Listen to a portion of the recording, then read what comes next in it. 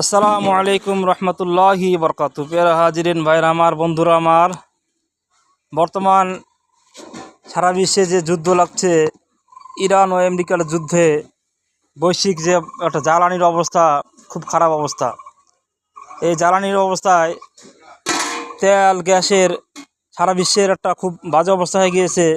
সারা বিশ্বে মানুষ তেল নিয়ে সংকটে আছে, যা সারা বিশ্বে মানুষ পাম্পে পাম্পে তেলে মানুষ লাইন ধরে রাখছে এবং গ্যাসে মানুষ গ্যাস সংকটে আছে, যার জন্য মানুষ গ্যাসের দাম বাড়াই দিয়েছে। সরকার গ্যাসের দাম 1,03,000 টাকা বাড়াই দিয়েছে, যার জন্য সাধারণ মানুষ গ্যাস দিয়ে ভাত পাক করতে পারতেছে না। আমরা জনসাধারণ মানুষ এখন গ্যাস দিয়ে ভাত পাক করা বন্ধ করে দিয়ে লাকড়ি দিয়ে ভাত পাকা শুরু করে দিয়েছে। এখন কিছু করার নাই, এই যে লাকড়ি দিয়ে পাক করা শুরু করছি, যাক আলহামদুলিল্লাহ, এভাবে যে যতদিন যায় তাই আমরা চালিয়ে যাব। আর আমরা দোয়া করি আল্লাহর কাছে যত দ্রুত এই যে ইরান আমেরিকার যে যুদ্ধটা আছে, আল্লাহকে দোয়া করি যেন আল্লাহ যে যুদ্ধটা বন্ধ করার তৌফিক দান করুক এবং বিশ্বের মধ্যে শান্তি বজায় রাখুক। আল্লাহ এই আমেরিকাকে এবং ইসরায়েলকে ধ্বংস করে নাস্তানাবুদ করে দেব।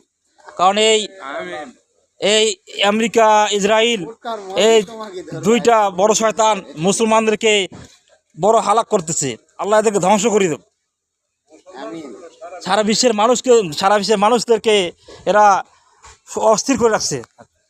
সারা বিশ্বের মানুষকে এরা অস্থির করে রাখছে, কারণ এদের অস্থিরে সারা আরববাসী, সারা বিশ্ববাসী অস্থির। তাই আমরা সকল মানুষ আমরা চাই যে কিসের তাই সকল মানুষ আমরা চাই আমরা এই মানুষদের অস্থির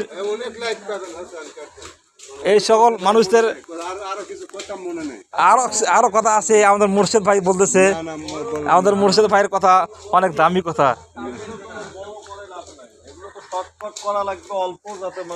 এখানে হয়